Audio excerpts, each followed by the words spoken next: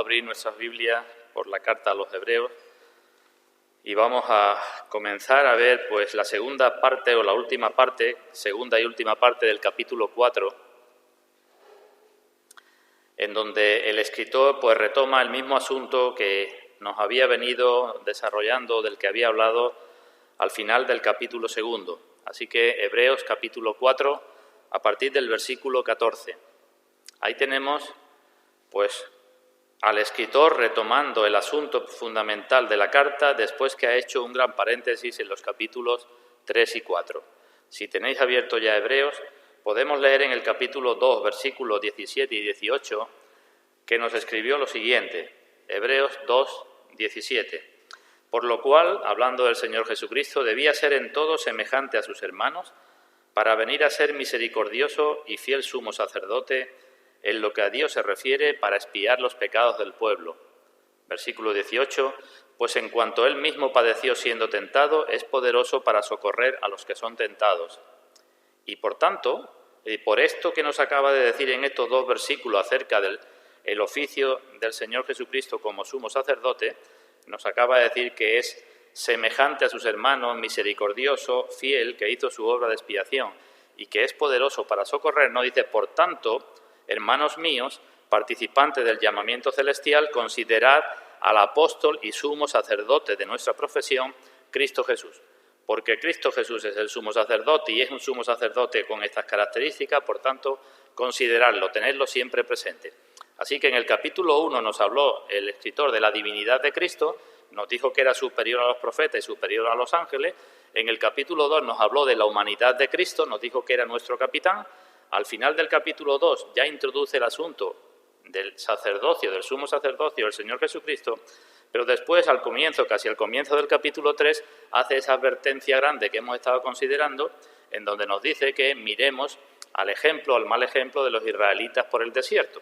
Y una vez que termina con esa exhortación, diciéndonos los versículos 11 al 13 del capítulo 4, que hemos de tener presente que ante la palabra de Dios no hay excusa y que hemos de tener presente que Dios es omnisciente, que lo ve todo y que es un Dios ante el cual tenemos que dar cuenta, después de eso, repito, retoma el tema principal y sigue hablando del sumo sacerdocio del Señor Jesucristo, tema que llevará hasta el final del capítulo 10, ese es el tema central de la carta, aunque por la mitad, capítulo 6, capítulo 10 también, pues nos mostrará otras advertencias, nos advertirá también acerca de ciertas cosas que no hemos de olvidar.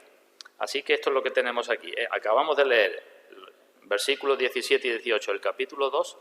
Ahora leemos, para que veamos la similitud que hay, lo que nos dice los versículos 14 al 16 del capítulo 4. Comienza exactamente igual que el capítulo 3. Hemos visto, el capítulo 2 termina hablando del sumo sacerdote y dice, por tanto, porque tenemos tal sumo sacerdote, considerarlo, tenerlo presente.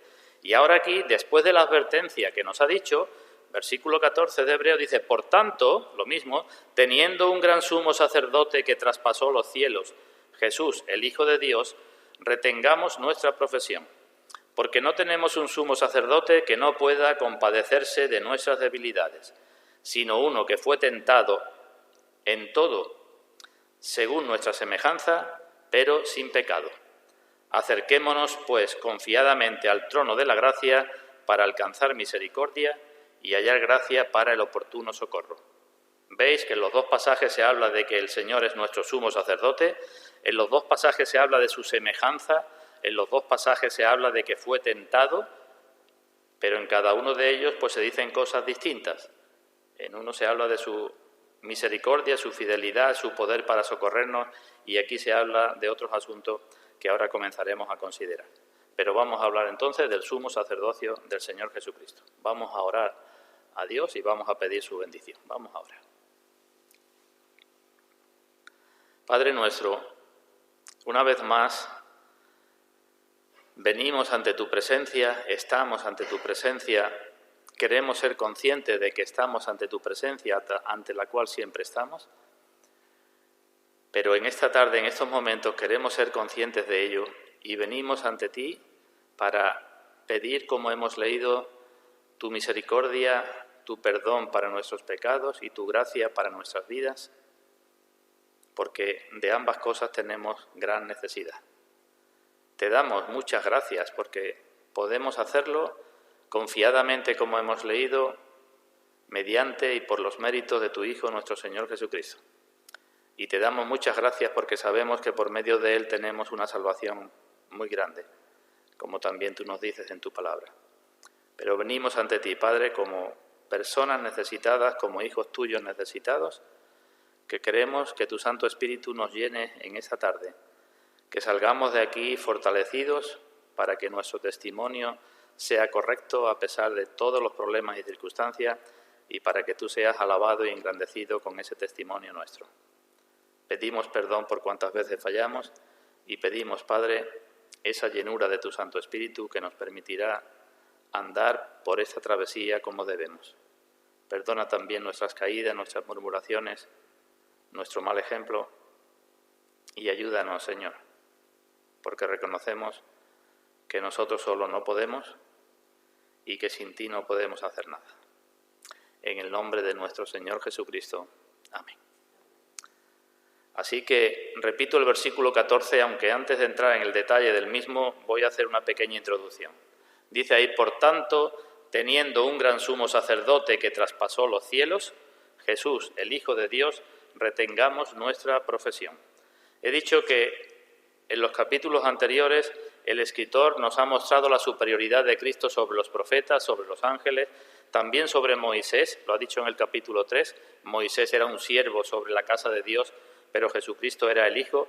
También en el capítulo 4 nos ha hablado de su superioridad sobre Josué, porque nos dice que el reposo que dio Josué no era tan completo y que con el Señor tendremos un reposo mejor, pero ahora va a continuar hablando o va a retomar el asunto principal del Señor como sumo sacerdote y un poco más adelante dirá también que es muy superior a Aarón. Es decir, el escritor va a comparar al Señor Jesucristo con los grandes líderes de la antigüedad y va a decir una y otra vez que es muy superior a todos ellos. Ahora bien, digo que antes de entrar en los detalles quiero hacer unas consideraciones generales, porque si preguntara de qué estamos más acostumbrados a hablar o a escuchar hablar o a pensar o a contemplar con respecto al Señor, ¿qué me diríais? Cada vez que pensamos en el Señor Jesucristo o en las veces que hablamos de Él, ¿cómo lo vemos o en qué pensamos? Y creo que no me equivoco si pensamos o hablamos de Él como nuestro Redentor y en todo caso también, como nos dice la carta a los Hebreos, como nuestro profeta y en todo caso también cuando está ascendido al cielo como nuestro Rey. Normalmente hablamos del Señor Jesucristo así, pero quizás nos detenemos pocos a hablar de su oficio como sumo sacerdote, porque no solamente hizo su obra, sino que continúa haciendo su obra. El Señor, lo sabemos, todo cristiano después de un cierto tiempo sabe que el Señor es profeta y rey, también sabe que es sacerdote, pero quizás no tenga muy presente cuál es el oficio sacerdotal permanente que el Señor Jesucristo desarrolle. Si tenemos en cuenta la similitud que aparece con los israelitas por el desierto, pues, y lo que nos ha dicho de la palabra de Dios y del juicio ante Dios, podemos decir, pues bien, no nos parece o no podemos pensar que nos parecemos demasiado, quizás mucho más de lo que quisiéramos, a aquellos israelitas que iban por el desierto. A medida que conocemos la palabra de Dios, que es viva y eficaz y más cortante que toda espada de dos filos, no nos damos cuenta de cómo esa palabra nos denuncia y nos muestra nuestro pecado y nos muestra nuestra debilidad. Y a medida que nos conocemos más a nosotros mismos y sabemos más acerca de la santidad y los atributos de Dios, no sabemos que tenemos un juicio pendiente y que muchas veces nos olvidamos de que Dios está presente y vivimos como queremos. Y ante todo eso nos podemos preguntar, bueno, ¿y cómo podemos tener seguridad? Que hablamos mucho de la seguridad de nuestra salvación. ¿Cómo podemos tener esa seguridad? ¿Cómo no nos va a pasar a nosotros lo mismo que les pasó a aquellos israelitas por el desierto? Porque vemos que aquellos decían que creían y era una inmensa mayoría los que quedaron postrados en el desierto. ¿Qué pasa con nosotros, no?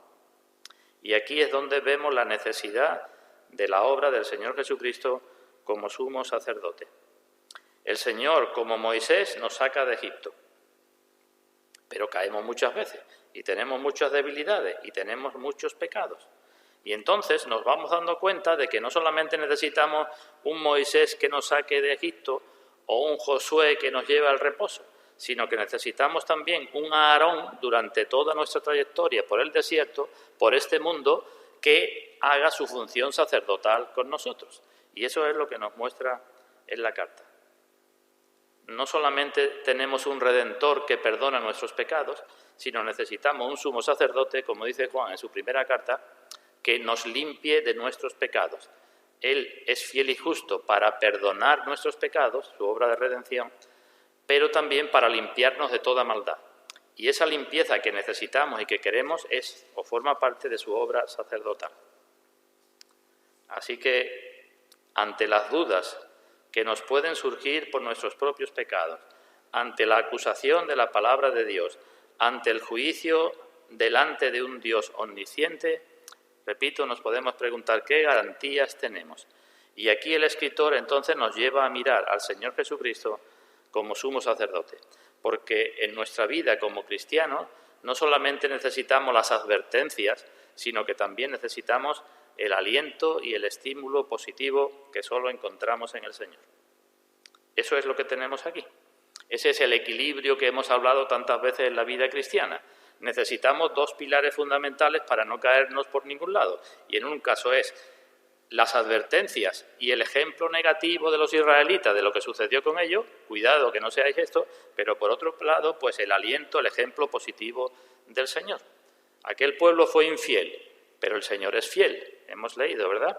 Aquel pueblo renegó de la palabra de Dios, pero el Señor cumplió la palabra durante toda su vida. Aquel pueblo fracasó, pero el Señor superó todas las pruebas. Y Él es nuestro representante y a Él tenemos que acercarnos y por medio de Él nos acercamos a Dios confiadamente porque nuestra seguridad, como sabemos, no está en nosotros, sino está en Él, que fue el que dijo, mis ovejas oyen mi voz y me siguen y yo les doy vida eterna y nadie las arrebatará de mi mano, ¿verdad? El Padre que me las dio es mayor que todos y nadie las arrebatará de la mano de mi Padre. Así que aquí es donde vemos la importancia de esta epístola. No es que el sacerdocio de Cristo sea más importante que su obra de redención. Más adelante, en el capítulo 5 y en el capítulo 6, el escritor dirá que la obra de Cristo es necesaria y que debemos tenerla presente en nuestro bautismo, en el nuevo nacimiento, en el arrepentimiento, en la doctrina de la resurrección de los muertos, en el juicio eterno. Nos dice que todo eso forma parte de nuestra fe y todas son cosas muy importantes. Y todas son cosas que han de repetirse porque somos olvidadizos. Pero mientras que estamos por esta vida, lo que el escritor va a enfatizar es que tenemos un sumo sacerdote que puede compadecerse, que es el que nos guarda, que es el que nos sostiene por el camino. Que no solo necesitamos los beneficios de su sangre para el perdón de los pecados, sino que necesitamos también ver durante nuestra trayectoria como cristianos, necesitamos ver los beneficios de su sangre. Eso es lo que nos va a decir. El sumo sacerdote es el que hará que nuestras aguas amargas se conviertan en dulces, como aquellos en la antigüedad. Es el que hará que cuando seamos picados por las serpientes, pues tengamos sanidad. Es el sumo sacerdote donde se alcanza la plenitud de los sacrificios del Antiguo Testamento. Así que necesitamos un Redentor que nos saque, pero nuestro Redentor es al mismo tiempo nuestro sumo sacerdote que tiene esas características que hemos visto en el capítulo 2 y ahora aquí al final del capítulo 4. Bueno, pues veamos entonces con un poco de detenimiento lo que tenemos en el capítulo 4, versículo 14. Lo repito de nuevo. Por tanto, teniendo un gran sumo sacerdote que traspasó los cielos, Jesús, el Hijo de Dios, retengamos nuestra profesión. Lo primero que destaco otra vez es, por tanto, la conexión de lo que viene ahora con lo que ha dicho antes. Y he dicho que lo pone en forma de contraste. Porque tenemos tal mal ejemplo, porque la palabra de Dios es así, porque Dios es así, por todo eso, tened presente que tenemos un sumo sacerdote con el objetivo de que, dice al final del versículo 14, retengamos nuestra profesión. Es imposible retener nuestra profesión, ahora lo diré un poco más adelante, es lo mismo que nuestra confesión, Es la misma palabra que ha utilizado en el capítulo 3, versículo 1. Veamos de nuevo. Capítulo 3, versículo 1, que dice: por tanto, hermanos santos, participantes del llamamiento celestial, considerad al apóstol y sumo sacerdote de nuestra profesión. Nosotros confesamos que Cristo es nuestro sumo sacerdote, el sumo sacerdote de nuestra profesión, de lo que profesamos ser, de lo que confesamos ser. Y aquí en el capítulo 4, versículo 14 se dice: por tanto, teniendo este sumo sacerdote que es así y así, retengamos nuestra profesión. Es necesario que miremos a Cristo en este oficio de sumo sacerdote para retener nuestra profesión. Pues bien, miremos cada una de las palabras. Dice en primer lugar cómo es el sumo sacerdote. ¿Y qué dice? Que es un gran sumo sacerdote. Antes nos ha dicho que el sumo sacerdote era fiel y misericordioso y semejante a sus hermanos y poderoso para socorrer a los que son tentados. Pero ahora aquí nos dice que es un gran sumo sacerdote. Ahora bien, ¿sabemos lo que significa la palabra sumo? Pues sumo significa algo muy grande, grande en extremo, significa supremo o altísimo. Por tanto, lo que nos está diciendo el escritor es que tenemos un sumo sacerdote, un sacerdote que no solo es grande, que no solo es el más grande, que no solo es grandísimo, sumo, sino que además es más grande que el más grande. Es como si dijera, teniendo un sumo sacerdote, así se puede traducir también, teniendo un sumo sacerdote, grande, un sumo sacerdote no cualquiera, sino mucho más grande, que traspasó los cielos. Así que Jesucristo es doblemente grande o triplemente grande, podemos decir. No solamente lo que nos ha dicho antes, sino muy grande. Y dice, por tanto, porque vuestra travesía es así, tened presente para retener vuestra profesión a este gran sumo sacerdote. Ese es el motivo, digamos, por el cual podemos retener o mantenernos en nuestra profesión. Antes hemos hablado de seguridad, ¿verdad? Pero también he dicho que podemos tener ciertas dudas acerca de nuestro entrar en el reposo. Pues bien, ¿por qué podemos afianzarnos en nuestra seguridad? Y una primera respuesta es porque tenemos un gran y sumo sacerdote, porque este es el que intercede por nosotros. Y si nosotros estamos en Él, pues nosotros podemos estar con Él y entraremos en el reposo por medio de Él. Nos ha dicho en el capítulo 1, al comienzo, que habiendo efectuado la purificación de nuestros pecados por medio de sí mismo, se sentó a la diestra de la majestad de las alturas, subió a los cielos. Y ahora lo que nos dice, pues este gran y sumo sacerdote es el que nos garantiza que nosotros también subiremos. Pero nos dice más cosas acerca de él. Teniendo este grande sumo sacerdote, dice que traspasó los cielos. La palabra traspasar es la palabra penetrar, y la idea que encierra es la de traspasar o penetrar pasando por muchas dificultades. Así que nos dice, para retener vuestra profesión, mirad qué clase de sumo sacerdote tenéis y qué es lo que hizo. Y lo que hizo es que a través de muchas dificultades traspasó los cielos. Es la misma palabra que se utiliza, podemos buscar en el libro de Hechos de los Apóstoles, capítulo 12. Busquemos libro de Hechos, capítulo 12. La misma palabra que se utiliza cuando Pedro fue sacado de la cárcel por medio de un ángel. Hechos, capítulo 12, versículo 10. Hechos 12, 10. Leemos que dice, habiendo pasado la primera y la segunda guardia, llegaron a la puerta de hierro que daba a la ciudad, la cual se le abrió por sí misma, y salidos pasaron una calle y luego el ángel se apartó de él. Comienza diciendo, habiendo pasado, eso es, habiendo traspasado, porque no pasaron la primera guardia y la segunda guardia. Esa es la palabra que se utiliza cuando dice que nuestro sumo sacerdote traspasó los cielos. ¿Veis? No es un pasar sin más, sino un pasar por algo que era muy difícil pasar. Es la misma también, no lo vamos a buscar, que en el Evangelio de Juan, capítulo 8, versículo 59, se dice del Señor Jesucristo que tomaron entonces piedras para arrojárselas, pero Jesús, atravesando por en medio de ellos, se fue.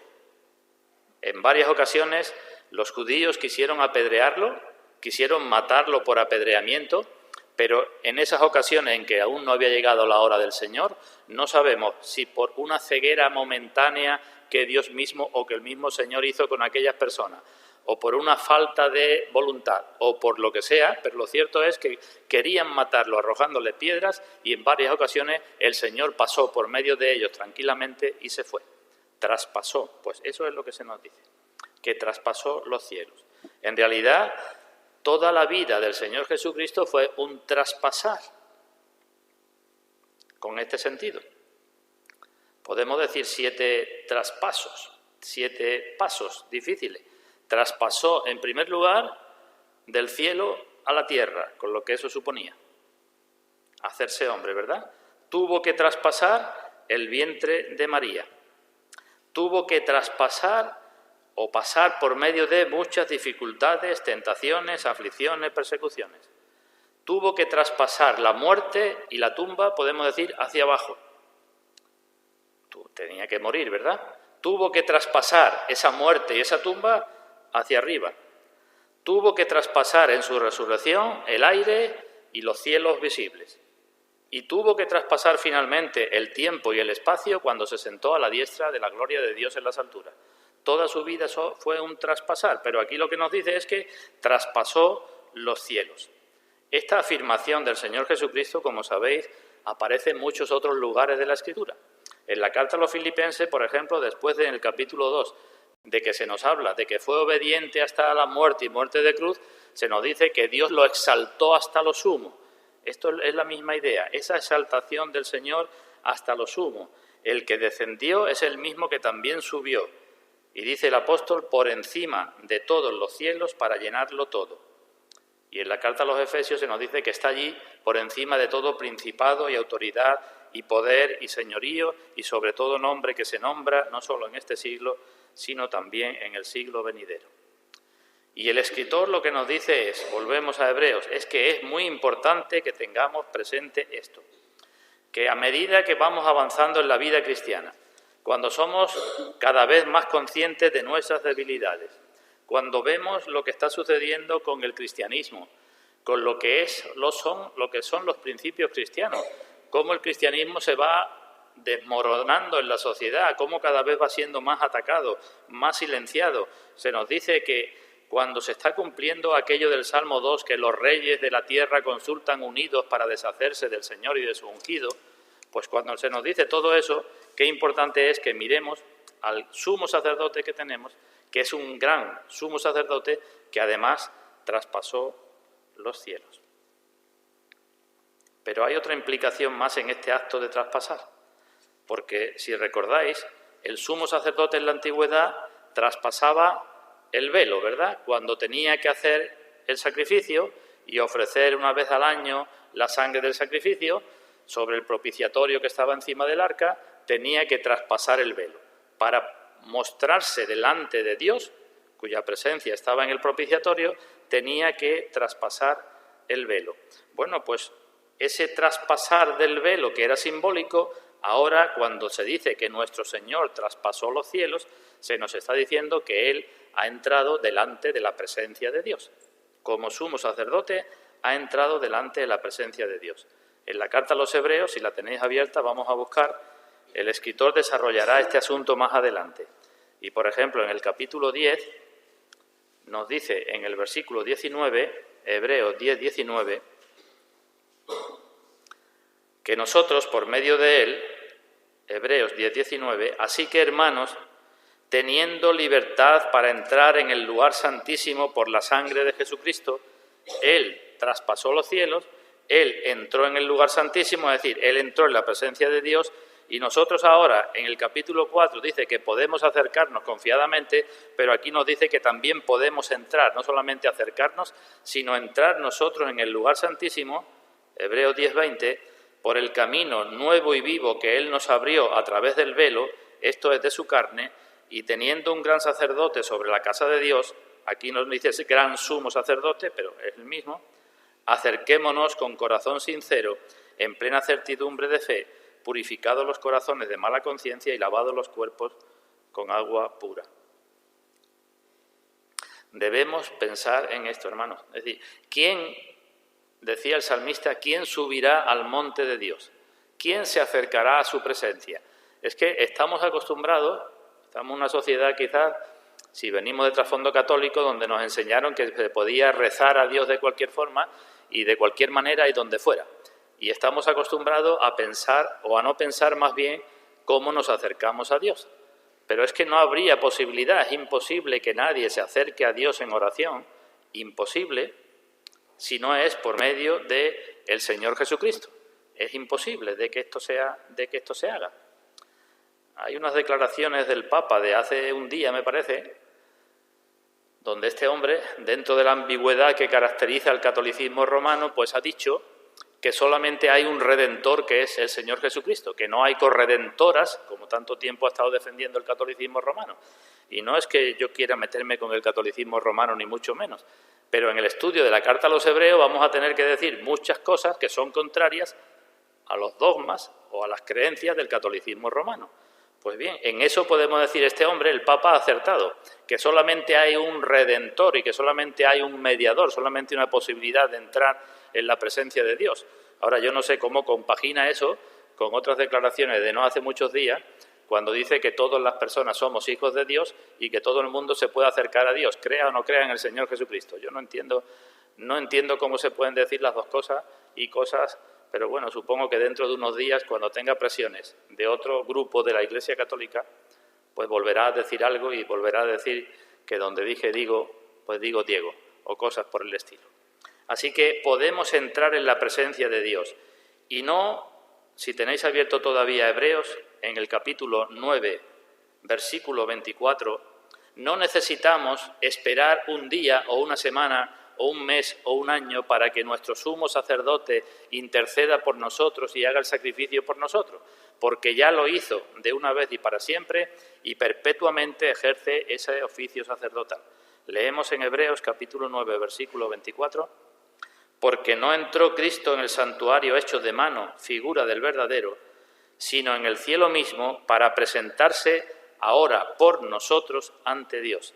Entró, traspasó los cielos para presentarse por nosotros ante Dios, y no para ofrecerse muchas veces como entra el sumo sacerdote en el lugar santísimo cada año con sangre ajena.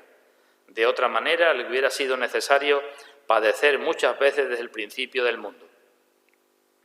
Pero ahora, en la consumación de los siglos, se presentó una vez para siempre por el sacrificio de sí mismo para quitar de en medio el pecado, de una vez y para siempre. Esto echa por tierra también todo lo que es para el catolicismo romano la celebración de la Eucaristía, todo lo que es la misa, porque Cristo se ofreció una vez para siempre por medio del sacrificio de sí mismo. Ya no hay más sacrificios incruentos de Cristo para el perdón de nuestros pecados. Bueno, pues digo, es importante que pensemos en esto, en la grandeza de su poder y en su permanencia continua, porque necesitamos la intercesión continua y la gracia continua del Señor en cada momento de nuestras vidas.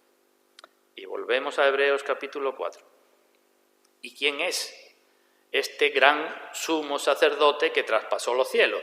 Porque también hemos de considerar eso, también debemos tener eso presente.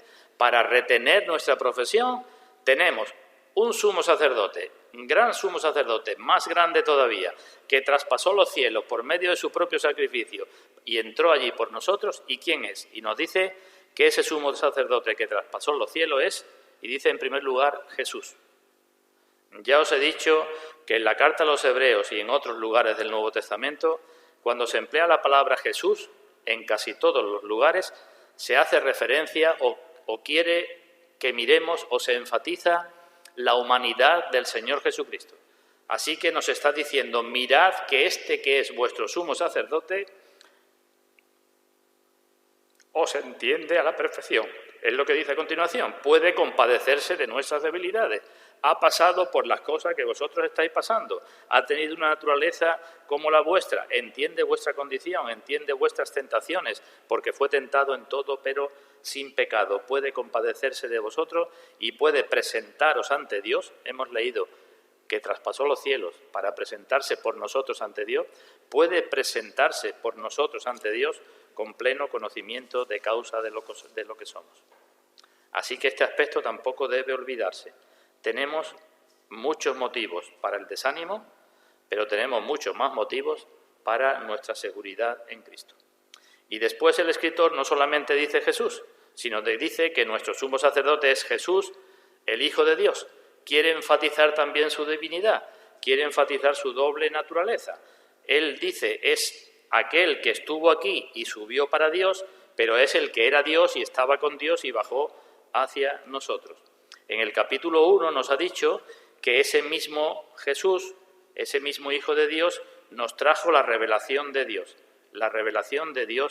a los hombres. Era el portavoz de Dios para los hombres. Ahora lo que nos está diciendo es que es el que está capacitado para ser el portavoz de los hombres delante de Dios, con pleno derecho. Y lo que nos está diciendo es qué importante es que no perdamos esto de vista. Qué importante es que tenemos este sumo sacerdote, dónde está y quién es nuestro sumo sacerdote. Por todo esto, luego lo dirá más adelante en la carta, es un sumo sacerdote eficaz, porque es tan grande, porque traspasó los cielos, lo cual indica que su obra fue aceptada, porque fue hombre y porque era el Hijo eterno de Dios, su sacerdocio, su obra sacerdotal tiene que ser eficaz.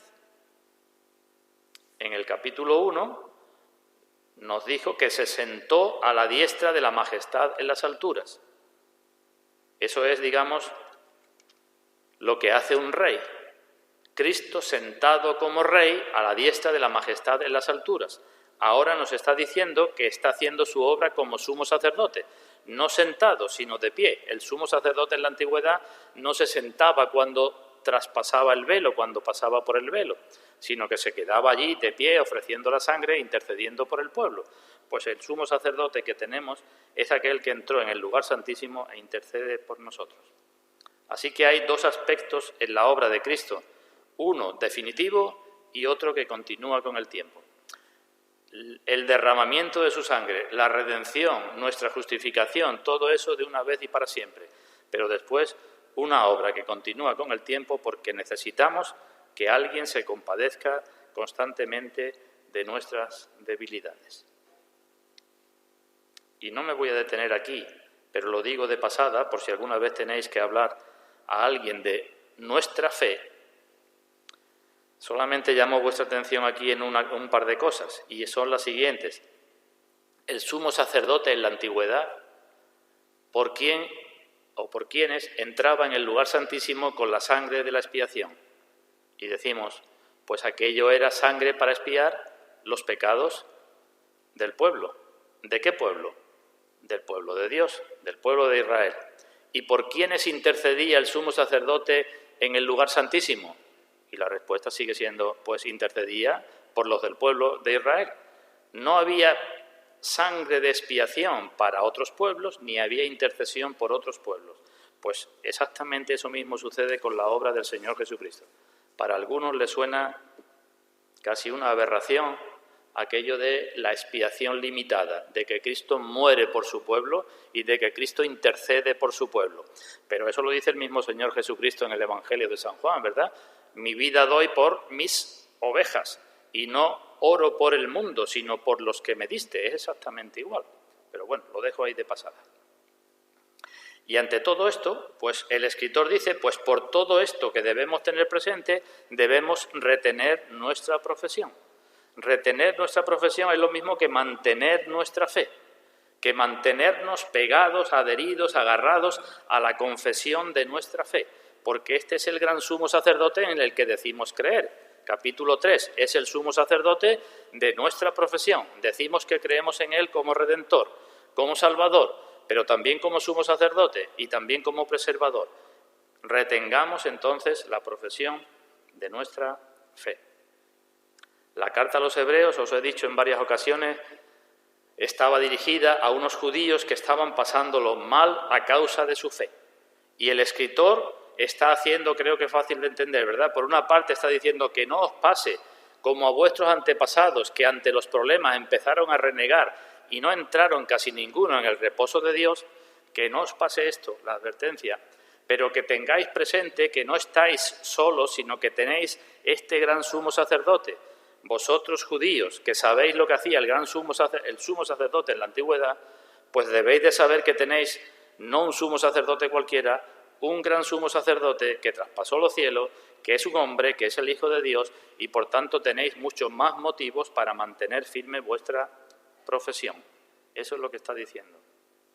El Señor Jesucristo en el Evangelio de Marcos dice: el que se avergonzare de mí y de mis palabras en esta generación adúltera y pecadora, el Hijo del Hombre se avergonzará también de él cuando venga en la gloria de su Padre con los santos ángeles. Así que retengamos nuestra profesión. No me voy a detener en esto porque creo que no es necesario, pero sí os digo algunas cosas. Estamos en una época muy difícil para el cristianismo y cada vez será más difícil. Una época donde estamos viendo cómo el mal avanza a pasos agigantados y una época en donde quizás no pase mucho tiempo en la que nuestra fe sea probada o será probada mucho más severamente de lo que está siendo probada hasta ahora o de lo que ha sido probada hasta ahora. Dice Pedro en su primera carta que quizás, si es necesario, tengamos que pasar por diversas pruebas para que, probada nuestra fe, mucho más precioso que el oro, sea hallada en gracia, alabanza, cuando venga el Señor Jesucristo. Pues esa es la época que nos ha tocado vivir. Nos llegan noticias de pastores encarcelados, pero en países que se llaman cristianos, en Alemania, en Canadá, en países que se consideran cristianos, encarcelados simplemente por decir que creen determinadas cosas. Eso no es libertad de expresión, pero al mismo tiempo vemos que se ponen en la calle a violadores, a pederastas, a asesinos, a terroristas, a los que sean. Esa es la época que estamos viviendo. Estamos viviendo una época en donde multitud de falsos creyentes están defendiendo el aborto, la ideología de género, la eutanasia, multitud de cosas, y están atacando a los creyentes fieles a la palabra, como personas, pues, antisociales, como personas llenas de odio, como personas cerradas al progreso, opuestas al progreso. Estamos viendo que en las redes sociales, en los medios de comunicación, se cierran y se quitan todo lo que huela a mensaje cristiano. Pero se abre cada vez más la puerta para decir a lo malo bueno y a lo bueno malo. Y estamos, aunque a nosotros nos coge mucho más lejos, pues por lo menos están llegando las noticias de cosas mucho más dolorosas y más trágicas en países donde predominan otras religiones. Pues ante esto, hermanos, debemos estar preparados. Y una forma buena de estar preparados es, como dice el escritor, y debemos dar gracias a Dios que nos haya dejado también en su palabra la carta a los hebreos, porque es también fundamental para nosotros el conocimiento del Señor Jesucristo y de este oficio del Señor Jesucristo. Debemos estar preparados, debemos retener nuestra profesión, porque tenemos un gran sumo sacerdote que traspasó los cielos, que es Jesús, el Hijo de Dios. Pues de esto seguiremos hablando, si el Señor lo permite, en días sucesivos, de este tema tan importante también para nuestra fe. Ahora pediremos que Dios bendiga su palabra y que nos dé la gracia necesaria para retenerla y para ser buenos testigos suyos, sean cualesquiera circunstancias que Él en su providencia traiga a nuestras vidas. Pues que así sea, hermanos, que así sea.